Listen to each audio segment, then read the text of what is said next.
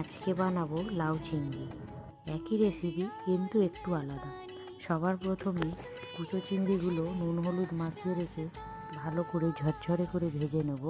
ভেজে বার করে আবারও তেল গরম করে দুটো তেজপাতা, গোটা জিরে আর গোটা গরম মশলা দিয়ে গ্রেট করা লাউ দিয়ে একটু ভালো করে ভেজে আদা রসুন বাটা দিয়ে গুঁড়ো লঙ্কা, হলুদ গুঁড়ো, স্বাদ মতো লবণ, ধনে গুঁড়ো আর জিরে গুঁড়ো দিয়ে ভালো করে মিশিয়ে নেব।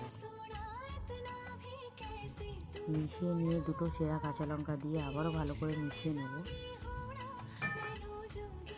মশলার সাথে লাউ কষিয়ে নিয়ে এবার লাউয়ের মধ্যে চিংড়ি অ্যাড করে আবারও 10 থেকে 15 মিনিট কষিয়ে নেব। কষিয়ে নিয়ে তৈরি লাউ চিংড়ি।